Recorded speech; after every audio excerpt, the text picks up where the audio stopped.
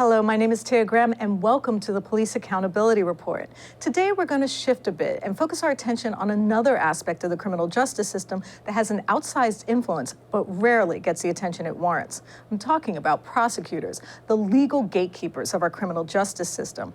Prosecutors play a pivotal role in how our laws are adjudicated, and even more critical, the duty of holding police officers accountable for their actions. In fact, as we've reported before in the show, Baltimore's top prosecutor, Marilyn Mosby, disrupted our city's penchant for making racially biased marijuana arrests by refusing to prosecute possession cases. Even since the decriminalization of marijuana in October of 2014, there still is this desperate sort of enforcement. And so, just recently the ACLU put out another report in which now if you have legally, if you have less than 10 grams of marijuana, you are given a civil citation. Well, the Baltimore Police Department in 2015 issued citations to about 89% of those citations that they issued were to Black people. It's just one example that shows how important prosecutors are to maintaining a fair and balanced system of justice. That's why today we're going to focus on a prosecutor who's made some controversial decisions to charge cases that have tipped the scales the other way. Decisions that show just how important it is to pay attention to how these so-called legal guardians choose to implement the law. So let's start with some background. Maryland State Prosecutor Emmett Davitt has a unique role in the state's legal system. He's a quasi-special prosecutor tasked with investigating corrupt politicians and government malfeasance. But it is his decision to prosecute two less high-profile cases that is the topic of our show today. And it shows just how easy it is for a prosecutor to take an already racist and fraught criminal justice system and make it worse. The first case involves what would seem like a basic American right, holding government officials accountable. That's what a group of marijuana activists were doing when they apparently committed a crime so heinous, State Prosecutor Davitt chose to prosecute a college student. That's right, our state prosecutor tasked with investigating corrupt politicians chose to use precious resources to go after a student activist and charge him with a felony for using Facebook Live.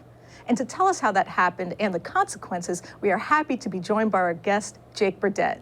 Burdett is a student at Salisbury University on Maryland's Lower Eastern Shore. He's also a passionate progressive activist who's played an important role in the state's political debates over topics like marijuana legalization. Jake, thank you so much for joining us. Thank you for having me on. So tell us about what happened to you and how you ended up being charged with the unlikely crime of wiretapping. Yeah, so I attended a protest as a guest. I didn't have any really planning of this protest, but it was put on by a group called Maryland Marijuana Justice, which is an offshoot of a group called DC Marijuana Justice, which was very influential in getting marijuana legalized in Washington, D.C. And we were protesting the representative on the Eastern Shore in Maryland's 1st District, Andy Harris, who is a super far right-wing guy, vehemently opposed to any type of marijuana legalization, actually ranked in the top 5 worst Congress people on the issue of marijuana. So we protested at his constituent office in downtown Salisbury, which is taxpayer funded, so I consider that a public space.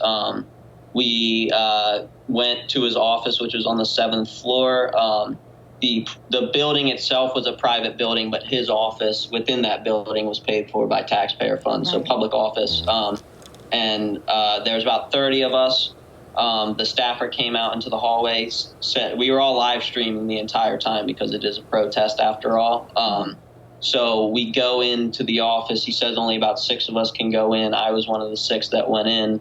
Once we got in the office, they said if we continue to record, we will be escorted out, which I was fine with being escorted out. And also I'm thinking, like, why can we not record, taxpayer-funded staffer of a public representative and at a public space during a protest of all things? Why can we not record? So I went ahead and recorded anyways, being fine with being escorted out, not aware that Maryland is actually one of 12 states to have a 2-party consent law where you need both parties' permission to record, which even if I did know about that law, I might not have known that applied to public representatives and whatnot in a public space. But nonetheless, I didn't know that that was the law.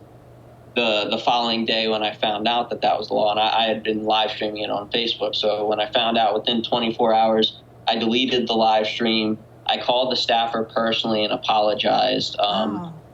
But still, because Representative Andy Harris is kind of a petty person, and this feud between the marijuana activism community and Andy Harris has been going on for a long time, he wanted to sort of make an example out of me and saw taking action against me as taking action against all of us, which it is kind of in a way. So he decided to go forward and press 2 felony charges on me.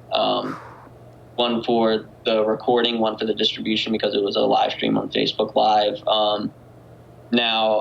So I got a lawyer just in case, and the lawyer said, look, you got nothing to worry about. This would be an incredibly controversial thing for any county state's attorney to actually prosecute on.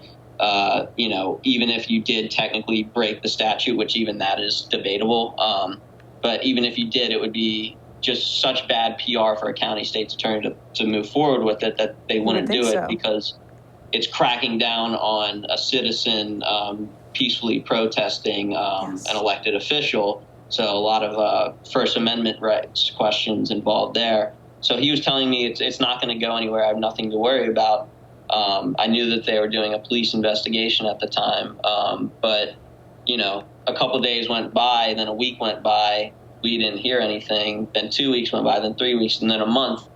And my lawyer said the case isn't going anywhere. If it was if something was gonna happen, they would have decided to prosecute by now. The county state's attorney didn't do anything. I'm considering this a dead case. He literally told me he's considering it a dead case. And then after a little over a month, we hear back not from the county state's attorney who this was up to, but from the state prosecutor's office. And we were never told that it was being handed to the state prosecutor's office. We had no idea. So we were contacted by them saying that they were deciding to prosecute our case, which my lawyer and myself were kind of shocked by because so much time had gone by and my lawyer was so confident that nothing was going to happen if it had waited that long. And again, to our knowledge, it was up with the county state's attorney. So we were really shocked that it was a county state prosecutor. So that's how those charges came about. So I'm just curious, were you scared, nervous? How did you feel when you found out that this was being bumped up to special prosecutor Davitt? Yeah, I was scared when I found out it was being investigated at all, and that Harris's office was even wanted it to be prosecuted. I was reassured a lot by my lawyer saying it's not going anywhere. But when I found out it was literally with the highest prosecutorial authority in the state. Absolutely. That is very scary. And especially considering I was facing 2 felony charges with a maximum penalty of 5 years in jail each and $10,000 penalties each. I was 20 years old at the time. Like to think that, I hopefully have a good, future ahead of me in terms of activism and whatnot. And, getting 2 felony charges at a young age like that is definitely not good for your record and for your future. So I was very scared. Absolutely. I can't believe it. 10 years and $10,000 for Facebook live streaming. So let me just make sure I understand this. You're trying to hold a congressman accountable who's basically interfered with the will of the people in Washington, D.C., and you end up being charged with a felony. Do you think this was political payback?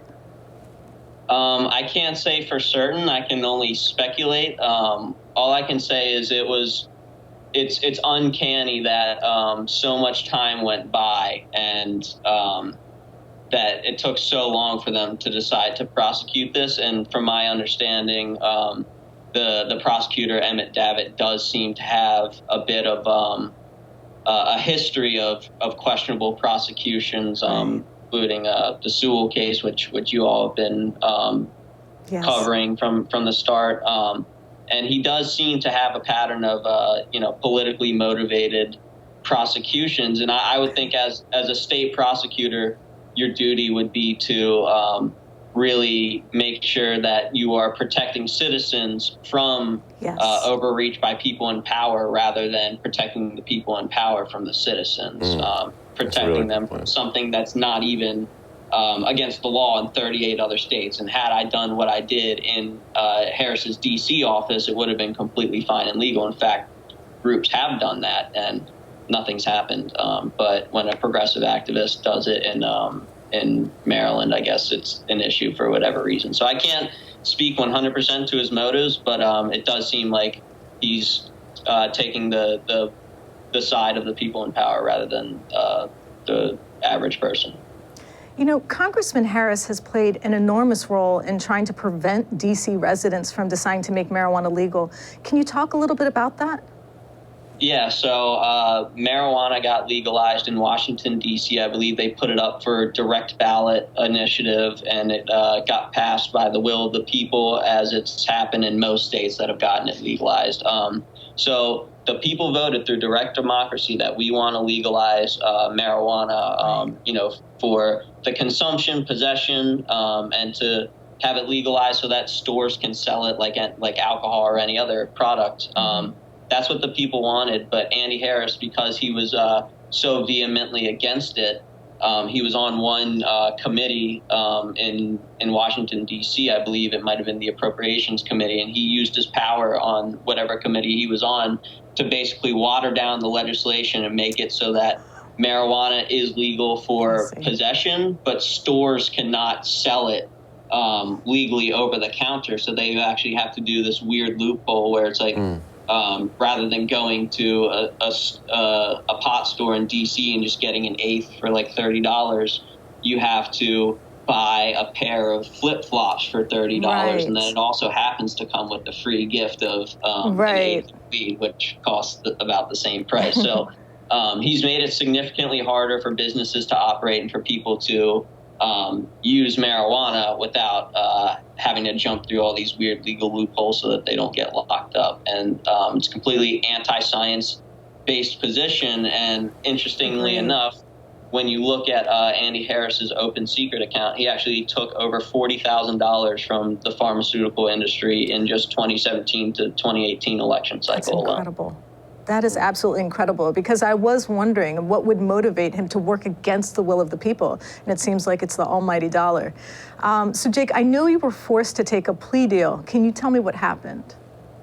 Yeah, so it depends on who you ask whether or not what I even did was against the Maryland's two-party consent law, just because they have to have a reasonable expectation of privacy, and you can make the argument that considering it's a public office, a taxpayer-funded staffer of a public representative at a protest talking about issues of public importance, you can make the argument that should that person really have a reasonable expectation of privacy? Should public officials have the same privacy expectations as private citizens? So even that's a question, and part of me really wanted to take the case forward, challenge the case, and either I win and they find I didn't break the law, or maybe they find that I did go against the statute, but that the statute itself is unconstitutional and sort of an invasion of people's freedom to protest and whatnot. So, a big part of me thought that I might have a chance challenging the case, but unfortunately, considering I was facing two 5-year charges, two 5-year felony charges, each with a maximum potential of $10,000. There's a lot to risk there, and sure, the payoff could be good of winning the case and possibly maybe even setting a new precedent, but 10 years in jail is not what I want to do either. Especially at such a young age. So what they did was they offered me a plea deal, the state prosecutor's office, a plea deal where I would take a probation before judgment deal. So technically no convictions, but still on probation for 3 years with 100 hours of community service. Which, I mean, that of course that's better than 2 5-year felony charges, but it's still, I don't want to be on probation for 3 years. And it kind of opened I always knew, as a progressive activist, that the criminal justice system is very much rigged. But now living through this firsthand, Yes. it's opened my eyes to like how it's rigged in that they can just throw such harsh penalties at you. And even if you're moderately confident that you're going to win the case, if they offer you a probation deal, it sort of traps you into taking the deal because it's such a big risk in challenging it. And it's, then you're in like a contract for 3 years, and one little slip up Absolutely can get me, the original charges essentially. So, I feel like people in the justice system, they act like you're given a choice, but it's not much of a choice. You're sort of trapped into taking it just because what you're facing is so monumental. So Jake, I know you're involved politically in progressive circles. What message do you think this prosecution sends to activists? I definitely think that they were trying to make an example out of me, and they're, both Andy Harris and the state prosecutor's office of, if there's a dispute where the people in power don't like how you're protesting, or, you're agitating them a little too much, whose side the law is going to be on. The law is going to protect the people in power. It's not going to protect the citizens. And it really sends a chilling message, and it's going to make people maybe think twice before they participate in their next direct action. It's, certainly I just participated in another direct action recently against Dutch Ruppersberger around Medicare for All at his D.C. office, where they don't have the two-party consent state. But in the moment, I almost had like a PTSD like type thing of like, just the flashbacks coming back. Right? Freezing, being scared to even pull out your phone, I'm sure. And I realized, like, in the moment, like, okay, I'm not going to do any more direct actions after this until my probation's over, because it's just too risky. And part of me wants to not do that, because that's exactly what the prosecutor and what Andy Harris want.